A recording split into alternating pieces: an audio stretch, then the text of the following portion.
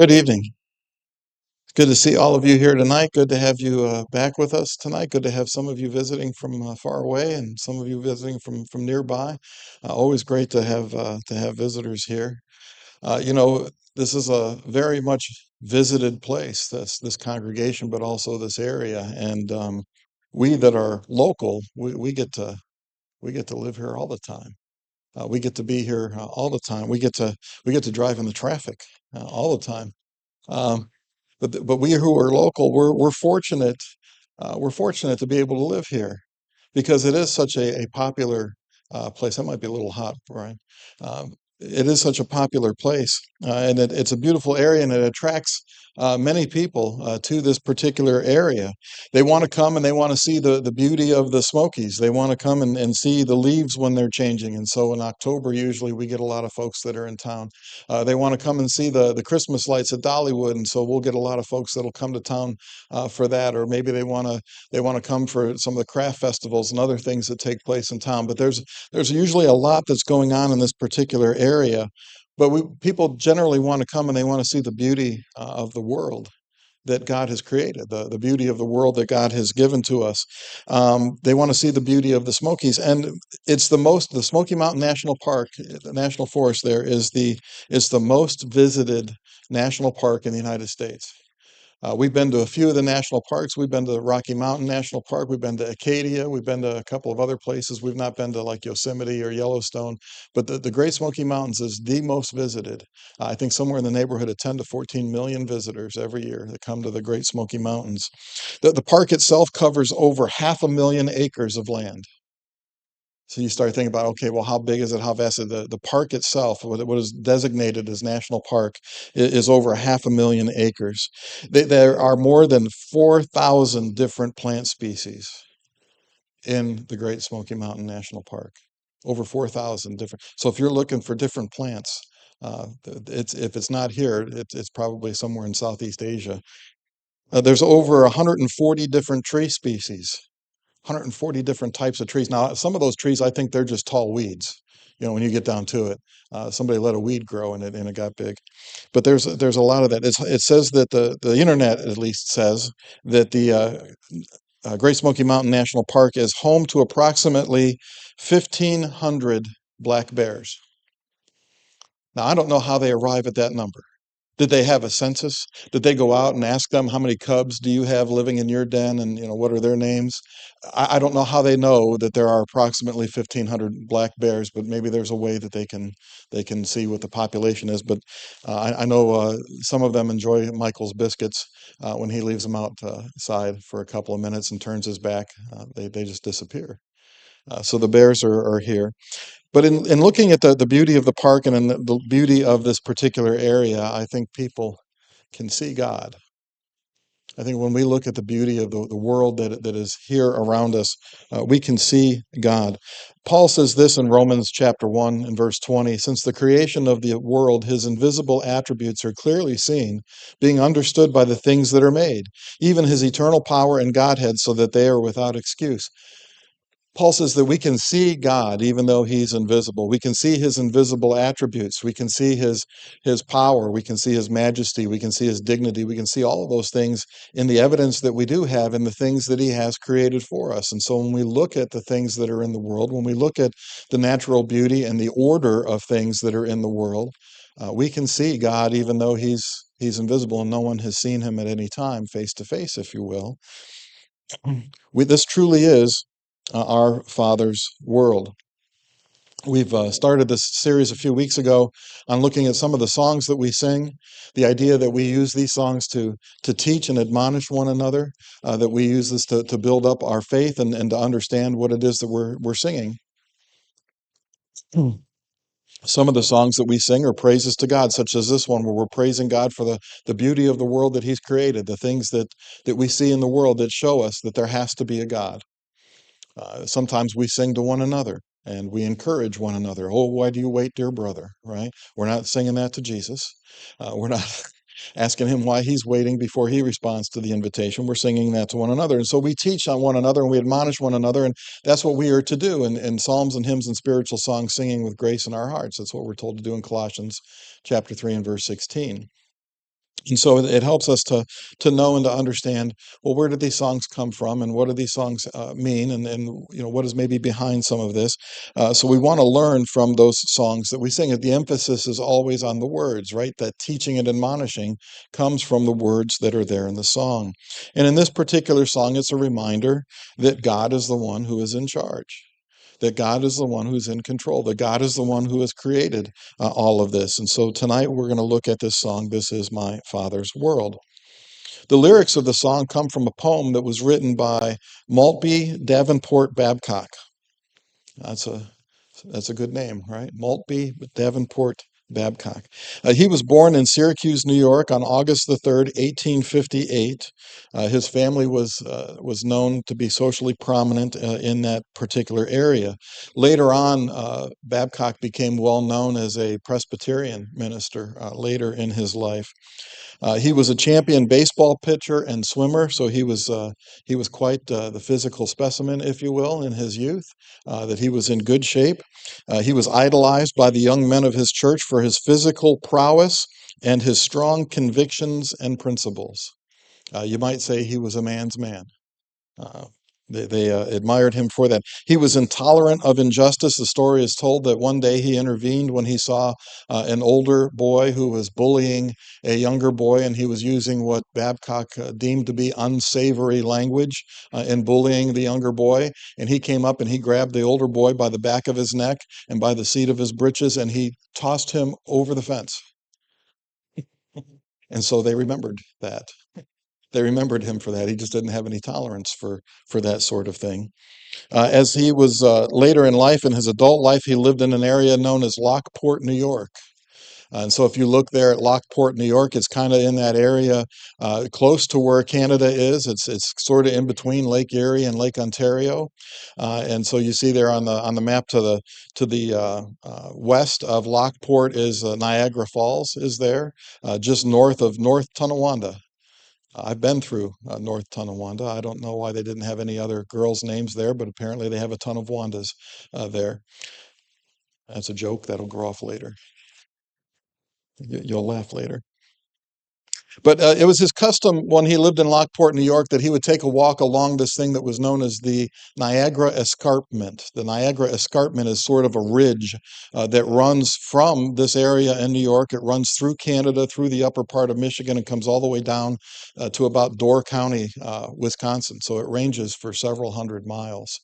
This actual ridge that is there. The ridge is famously known uh, for uh, for a geographic beauty that you can also go to visit and see, and we'll talk about that in a minute. But when he walked along this escarpment, as it was his custom that every day he would go out for these walks, uh, he would come to a short hill that was there on this escarpment, and from there he would be able to see Lake Ontario, and he'd be able to see the beauty of the countryside that would kind of be laid out there before him. And so on his daily walks, he would have sort of that view of the lake and the surrounding beauty. We know that Niagara Escarpment, that we know that ridge because of another place where a lot of tourists travel to, and that's the falls where the water comes over the ridge, right? Comes over the edge of that ridge there pretty powerfully. Um, when he would go on his daily walks, he was apt to tell his wife that he was going out to see my father's world. So every morning he would say, I'm going out to see my father's world," and he would take these walks. These were the inspirations that led to him writing the poem that the song is based on. Maltby wrote a poem that was 16 stanzas long. Each stanza had four lines. So there were 16 of these stanzas that had four lines, and every one of the stanzas started the same way. This is my father's world. And then you would have uh, a line, and the second line and the fourth line would always rhyme with one another, and then you always had a rhyme inside the third line, right? This is my father's world would be the first line, and to my listening ears, right, would be line two. All nature sings and round me rings. So you've got a rhyme that's there in the third line. Um, the music of the spheres, and spheres rhymes with ears, and so you've got line two and line four that rhyme with one another, and so you got that pattern all the way through. That same pattern that continues all the way through this, and so there were 16 of those stanzas, each of four lines. Um, The poem went unpublished until after his death. Maltby Babcock died at the age of 42 in 1901. Shortly after his death, his wife Catherine published a number of his writings in a book that's called Thoughts for Everyday Living. So this was one of many writings that she went ahead and published upon his death in 1901. In 1915, a close personal friend of Babcock's took this poem. His name was Franklin Shepard, but he adopted the poem and he set it to music and he gave us this particular song. Based on the words that Babcock had written. Now, he didn't use the whole poem, obviously. He didn't use all 16 stanzas of 4 lines, but what he did is he paired them up. And so you got 3 groups of 8, if you will, rather than having 12 or no, 6 groups of 4, right? So he used 6 of the 16 stanzas out of the poem to write the song and then paired them up so that there's 3 groups of 8. The tune that Franklin Shepard set the song to, he borrowed from an English folk tune that was called The Merchant's Daughter. So there was a song that his mother had sang to him in his youth as a child, and he took that melody, which was an old English folk tune, and he kind of adopted that to be the tune for this particular song. He named the tune for the song Terra Beta, Terra Beta, which in Latin means blessed earth. And so when you look in your songbooks, you may see that Terra Beta up there in the upper right-hand corner of the songbook, and that's the name of the tune that the song is sung to. Obviously, like I said, he didn't use all of the poem for the song, but he used 6 of those 16 stanzas. And so in the song that we have that's in our book, that first stanza, that first part of the song says, "This is my Father's world. And to my listening ears, all nature sings and round me rings the music of the spheres. This is my Father's world. I rest me in the thought of rocks and trees, of skies and seas, his hand, the wonders wrought." He gives poetic expression here to the idea that if we were to but listen, if we were to just listen and look as we walk around nature, we could hear God speaking to us by the things that he created, that we could hear his voice, if you will, speaking to us. That's what Paul is expressing to us, isn't it, in Romans 1? Let's go back there and look again at verse 20 and add verse 21 to that. "Since the creation of the world, his invisible attributes are clearly seen, being understood by the things that are made, even his eternal power and Godhead, so that they are without excuse. Because although they knew God, they did not glorify him as God, nor were thankful, but became futile in their thoughts, and their foolish hearts were darkened." Some folks are maybe more attuned to God than others are. Some folks are maybe more attuned to God's presence than other folks are. Maltby Babcock couldn't help but as he walked around and noticed the things in nature to hear the music of the spheres, to hear God and to see God and to feel God in that.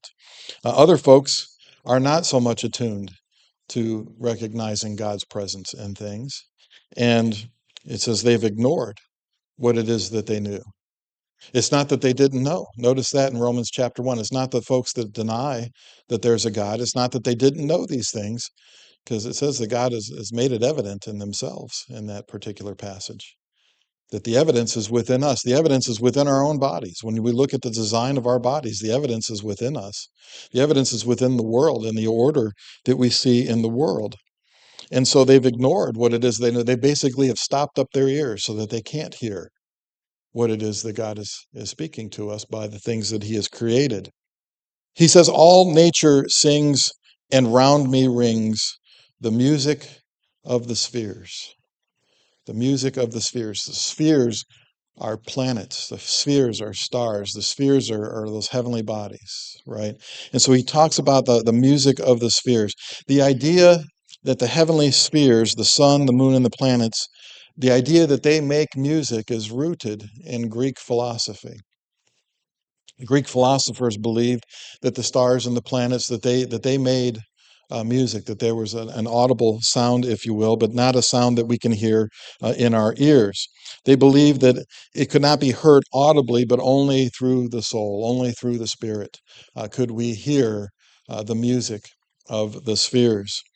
You have to have your ears attuned for it. And it's not that there's something that we hear, it's not something that we feel, it's just something that we're able to see and something that we're able to understand. And so when we think about singing songs and singing with the understanding, right, we're not looking for some sort of whammo kind of feeling that's going to come upon us that lets us know that God is here. But we see the evidence and we understand the evidence. And when we see those things, we understand that somebody had to make that. Somebody had to build that the way that it is. It didn't just happen by mistake. When you find a car parked in somebody's driveway, you don't assume that, well, that just sort of popped into being there, right? You understand that somebody had to build that and somebody had to put that together and somebody had to actually drive it there for it to be parked in that driveway. And so it's the same thing when we look at the world. This idea of the music of the spheres was first introduced by Pythagoras. If you took geometry or math class or algebra, you probably remember Pythagoras because you had to work through several of his mathematical things. It was also advanced in the 16th century by a scientist by the name of Johannes Kepler, who did a lot of stargazing. And they believe because the heavenly bodies are in harmony with one another, that in a sense they make music. So it doesn't make music, it doesn't make sound that we can necessarily hear. Now, I think they've found that there's like radio waves that come from in space, right, from the various different bodies that are out there that they can measure those things. But it's not something that we can hear audibly with our ears. But they believe that because they were in harmony with one another, right, and music has a lot to do with harmony, because they're in harmony with one another, they came up with this idea of the music of the spheres. Um, when you look at all those various different planets and the moons and the stars that are out there, they are not stationary, right? All of that is moving. Earth is moving in its orbit, right? And all those planets are moving in their orbits and the stars are moving. They're all on a circuit, right? They're all on a route that they travel. And it's like clockwork. You can measure it. You can know that, okay, if I shoot a rocket off at this time in this direction, I can actually land on the moon or I can land on this planet or we can send a probe out to this part of space and we don't have to worry about hitting something because we know where everything's going to be. How does that happen by chance? Right? How is it that just some sort of explosion causes that sort of order to take place? That can't be right, right? And so they don't collide with one another, and yet they're on this route that is like clockwork. And so it's proof that there's design within our Father's world. To our listening ears, we see the beauty of this world, we see its design, and we know that there has to be a creator. David states this in Psalm 19. He talks about this in Psalm 19. He says, "The heavens declare the glory of God, and the firmament shows his handiwork. Day unto day utters speech, and night unto night reveals knowledge. There is no speech nor language where their voice is not heard. Their line or their sound has gone out through all of the earth, and their words to the end of the world. In them he has set a tabernacle for the sun, which is like a bridegroom coming out of his chamber, and rejoices like a strong man to run its race. Its rising is from one end of heaven, and its circuit to the other end. There is nothing hidden from its heat." David here, in describing nature and how nature shows us that there is a God, it shows forth his handiwork, talks about how day to day utters speech. What do you mean day to day utter speech? There are things that we see every day that we can predict, like when the sun's going to rise and when the sun is going to set. Well, how do we know that? Well, because it functions the same way every day. Night unto night reveals knowledge. You can guide yourself by the stars. You can look and see what time of the year it is by which stars and which constellations appear in the sky, because those things are going to be the same year after year, night after night, right? You're going to be able to do that. There's no speech or language. It doesn't matter what language you speak. This will speak to you because you can see it, you can observe it. Don't need to put it into words even. And their sound has gone out, their line has gone out. And so he says, to my listening ears, all of nature is singing the music of the spheres. I can see God's hand in everything. He says, it repeats the line, "This is my Father's world. I rest me in the thought." I rest me in the thought. I can sit and meditate about it. I can take solace in it, that I know that there's a constant that's there. It can have deep thoughts about it, right? I rest in the thought. So it's not the idea that, well, we're just going to see it and say, oh, that's beautiful and walk on. It's that we're going to see it and we're going to inquire about it. We're going to want to know, how did it get to be this way? How did this order get to be this way? The rocks and the trees, the skies and the seas, everything. God is in everything, from the small to the large, from those rocks or those pebbles to the trees that are small when they start out, but they can grow to be super large. Those sequoias that are out in California, that they cut a hole through one of them. They drive a car, right? They ran a road through the middle of it. They can grow to be huge. Who can handle something on that scale? Who can, the skies, when you go out west and you've got that prairie land that there isn't anything to sort of block your view, and you can see so much of the sky. The sky is huge, it's vast. You stand on the shore, even on the shore of Lake Erie, or even on the shore of Lake Ontario, but certainly when you stand on the shore of the ocean, the shore of the sea, and you look out and all you see is water, you can't see the shore on the other side, because it's a long way off. It's huge. It's vast. And God is in all of that. He's in all the things that are small. He's in all the things that are large. His hands have wrought this. His hands have made this. Of rocks and trees, of skies and sea, his hand, the wonders have wrought. His hand is what has made all of that. His hand is what has built all of that. His hands made the heavens, all of those heavenly bodies that are out there.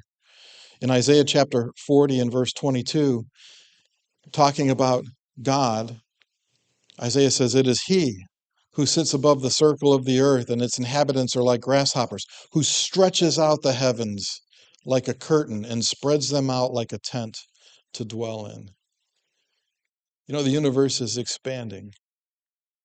When they measure with telescopes and they look and see where things are, they notice that the universe is expanding. He spreads them out like a tent to dwell in. How did Isaiah know that? How did Isaiah know that the universe was expanding? He didn't have a telescope. He didn't have any spaceships to go and see it. God had to have told him about this. In Genesis chapter 1, verses 6 and 7, we see that this is God's handiwork. God said, "Let there be a firmament in the midst of the waters, and let it divide the waters from the waters."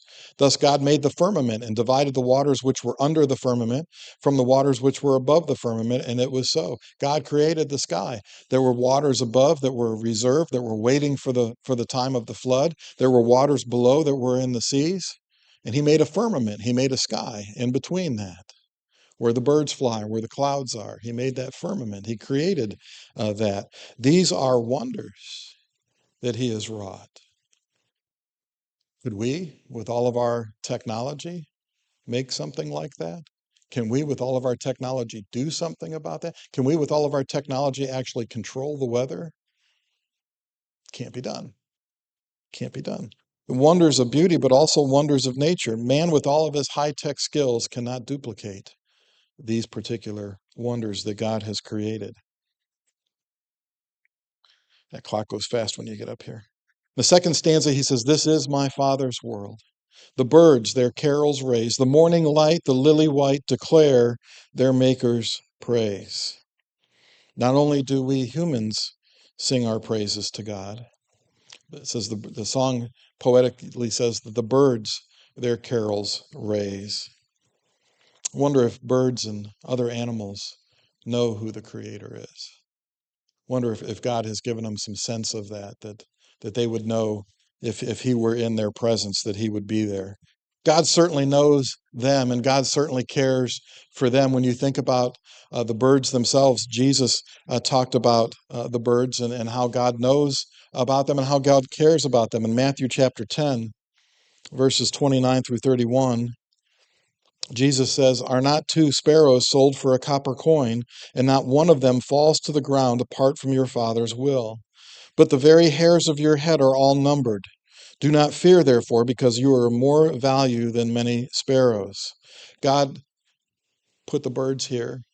He takes care of them, as we'll see in a minute. but he knows them. Not one of them falls to earth that he doesn't know about it. Man, there's a lot of birds out there, aren't there? I mean, sometimes you see them, they're migrating in this time of year. There's more of them coming our way than there are up north where I'm originally from. But man, there's sometimes you see that there's just a flock of birds and the sky's almost blackened from them. And that's just in one small geographic location. And not one of those birds dies, being killed by a cat, being hit by a car, uh, whatever it is, being shot with a BB gun. Not one of those birds falls to the ground and God doesn't know about it. He knows about every one of them. And if he knows about all of those little things, and he cares about all of those little things, isn't he going to have some care for us? The pinnacle, if you will, of his creation. That he's going to have more care and more concern for us than he does for these things that he's put in nature. In Matthew chapter 6 and verse 26, we see that God feeds them. Jesus says, "Look at the birds of the air, for they neither sow nor reap nor gather into barns, yet your heavenly Father feeds them. Are you not of more value than they?" So he asks again the same question: Are you not more valuable than those birds? But those birds, they don't go out and sow seed. They don't own any John Deere tractors, right? You don't see Woodstock on peanuts going out and driving his tractor and plowing his field so that he can have food to eat in the wintertime. They don't reap, they don't sow, they don't store it up in barns, and yet God takes care of them. God makes sure that they're provided for, that they are fed. And if God can take care of them, can he not take care of us if we would seek first his kingdom?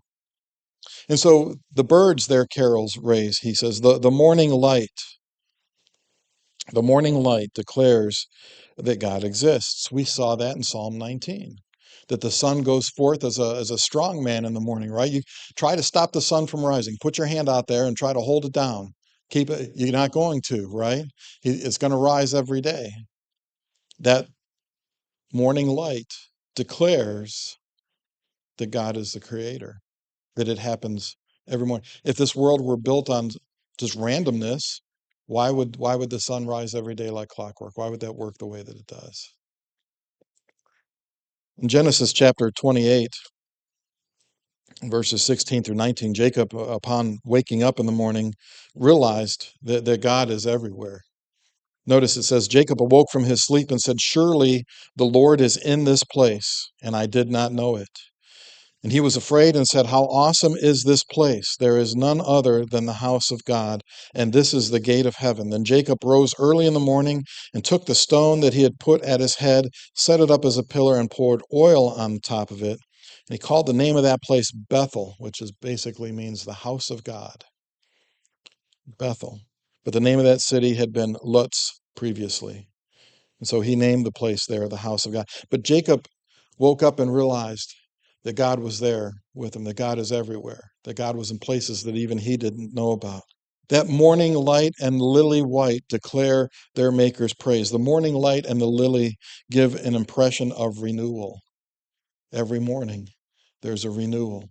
Every spring, there's a renewal. Right now, the trees don't have any leaves on them. They've all sort of blown off in the wind that we've had. But guess what? When spring comes, those leaves are going to pop back out and everything's going to be green again. There's going to be that renewal that's going to take place, that cycle of life that takes place. And God is in that. This is my Father's world. He shines in all that's fair. In the rustling grass, I hear him pass. He speaks to me everywhere. He's in the big things and he's in the small. He is everywhere. In 1 Kings chapter 19, Elijah's on the run. And he's downtrodden because he feels like he's the only one who's left and he's hiding out in a cave. And God comes to him and God says to Elijah, I'm sorry, Elijah's on the run. It's in 1 Kings chapter 19. Elijah's on the run. I may have said Isaiah. I had Isaiah in the brain for some reason. But he says to Elijah, "Go out and stand on the mountain before the Lord." And behold, the Lord passed by, and a great and strong wind tore into the mountains and broke the rocks in pieces before the Lord. But the Lord was not in the wind. And after the wind, an earthquake, but the Lord was not in the earthquake. And after the earthquake, a fire, but the Lord was not in the fire.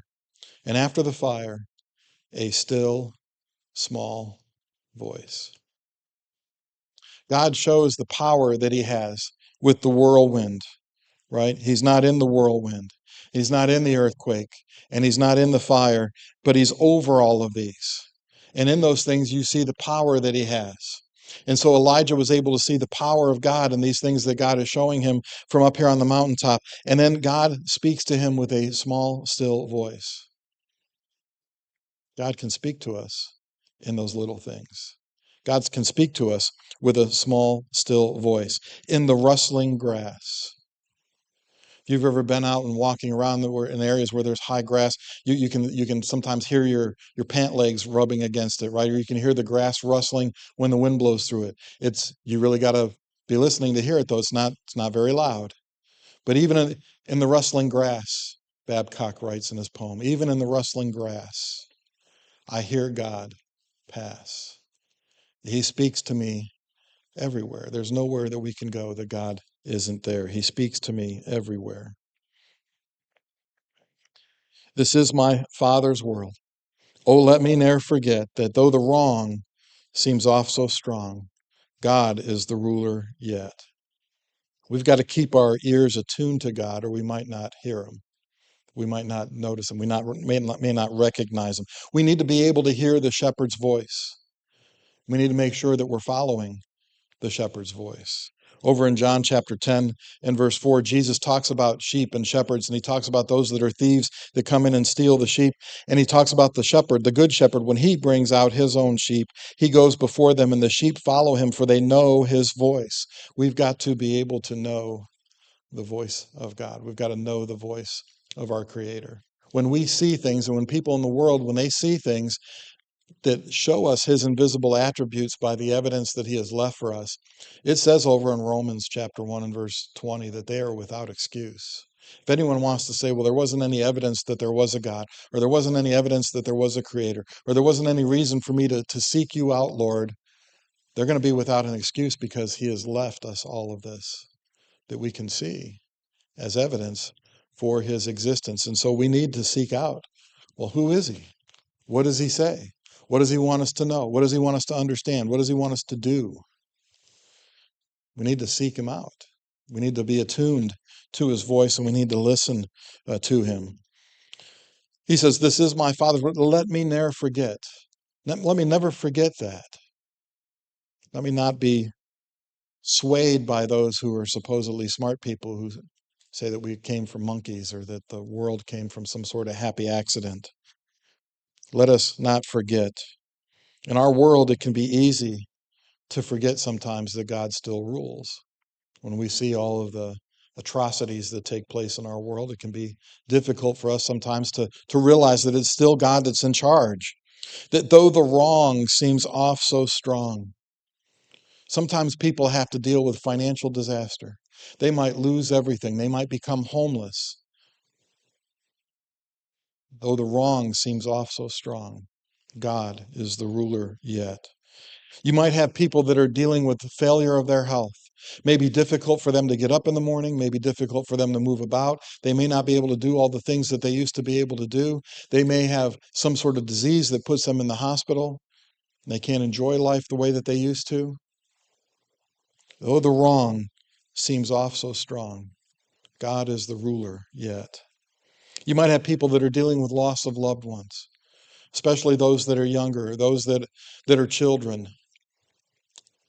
It's a terrible thing when parents have to bury their children. We might think, what's gone wrong with this world? What's going on? Though the wrong seems off so strong, God is the ruler yet. He is still in charge. People in the world may be dealing with oppression. They may be dealing with injustice. They might be dealing with persecution in their corner of the world as they're trying to share the gospel. And they may be thinking to themselves, I'm doing God's work. Why isn't this easier for me? And though the wrong seems off so strong, God is still the ruler yet. A while back when we did our lessons on the Psalms, we looked at Psalm 73, and the psalmist there in Psalm 73, he's concerned. He says, well, why is it that the wicked are prospering? Why is it I look around and all of these people that are doing evil, they all seem to be getting away with it, and nothing bad ever happens to them. They have ease in their life. They have ease in their death. What's going on? And he's trying to understand it, and he's having a hard time wrapping his mind around it. And then when the psalmist gets to Psalm 73 and verse 17, he says, I've had a hard time, right? It was too painful for me to understand this, to think about it. And in verse 17, he says, until I went into the sanctuary of God, then I understood their end. When we come into the sanctuary of God, we understand that even though the wrong seems off so strong, there is a time when God is going to set things in order. There is a time where God's going to ask for an account to be made, as we looked at this morning in the unforgiving servant. There is a time coming where there's a day of reckoning that's going to take place, and God's going to straighten all of that out. When we go into the sanctuary and we understand that, we understand what's coming in the future, that the wicked are not going to stand in the congregation of the righteous in Psalm 1. When we understand their end, even though things may sometimes appear to be bad in this world, God is still in control. Bad things come because we've been given free will. Free will is a good thing. We have that. We can make our own choices. We can make our own decisions. Free will is a good thing. But there are consequences of free will, because not everybody's going to choose to do what's good. Not everybody's going to choose to do what is right. And because of that, well, there are evils in the world that we have to deal with. When we think about this idea that God is still the ruler, even though there are bad things happening. We've been studying on Sunday mornings from the book of Revelation. Certainly when you look at Revelation chapter 4 and Revelation chapter 5, and you see that scene of God on his throne and the lamb that had been slain, who was there, who's going to be the one who can open those seven seals, well, then we understand that even though things may be bad in first century Rome, and for Christians under the Roman Empire, even though things may be bleak, God is still the ruler yet. Now, in our songbook, there's different lyrics for this last part of the song. Some songbooks have the lyrics that we have. Some songbooks have these lyrics. This is my Father's world. The battle is not done. Jesus who died shall be satisfied, and earth and heaven be one. Battle is not done. That battle between us and Satan started a long time ago. We spent some time talking about that in Revelation chapter 12 this morning in Bible class. But the battle between us started a long time ago. Back in Genesis chapter 3 and verse 15, God, in speaking to the serpent, said, I'm going to put enmity between you and between the woman, and between her seed and your seed. You're going to bruise his heel. You're going to give him a wound that's temporary. 3 days, Jesus' body was in the tomb. That was temporary. But he's going to bruise your head. He's going to give you a death blow. Permanent injury, if you will. And so we need to be listening for God. The battle is not done. We're in a battle against Satan. He's seeking to destroy us. In 1 Peter chapter 5 and verse 8, Peter says, the devil goes about like a roaring lion, seeking whom he may devour. So you need to be sober. You need to be vigilant. You need to be on your game. You need to be listening and looking for God and paying attention to these things. Because Jesus who died, he didn't stay dead. He rose from the dead. He ascended up into heaven, and someday he's coming back. Jesus who died shall be satisfied. He's coming back, and he's going to come back in judgment. He's not coming back a second time to put away sin. He's already done that. He's not coming for salvation, to provide salvation. He's already done that. When he comes back, there's going to be a day of reckoning. Jesus who died will be satisfied. Earth and heaven will be one. There's going to be a new dwelling place for us. There's going to be a new place for us to be. We're not going to have to deal with pain, and we're not going to have to deal with death, and we're not going to have to deal with tears, and we're going to have to deal with disease and evils that men do. We need to stay in the battle until it's over. Psalm 96, verses 10 through 13. Psalmist here says, say among the nations, the Lord reigns. The world also is firmly established. It shall not be moved. He shall judge the peoples righteously. Let the heavens rejoice, and let the earth be glad. Let the sea roar in all its fullness. Let the field be joyful and all that is in it. Let all the trees of the woods rejoice before the Lord, for he is coming. He is coming to judge the earth. He shall judge the world with righteousness and the peoples with his truth. Let all of nature sing his praises. This is our Father's world. Song's popular song. The instrumental version of it is used in Ken Burns' documentary film, The National Parks, interestingly enough. That if you watch that miniseries that Burns produced, you'll hear this song over and over and over again through it. One notable recording of the song was recorded by Amy Grant. Her version is in the opening track to her 2002 studio album, Legacy Hymns and Faith. In Criminal Minds Season 1, in one of the episodes, a child sings this particular hymn on one of those shows.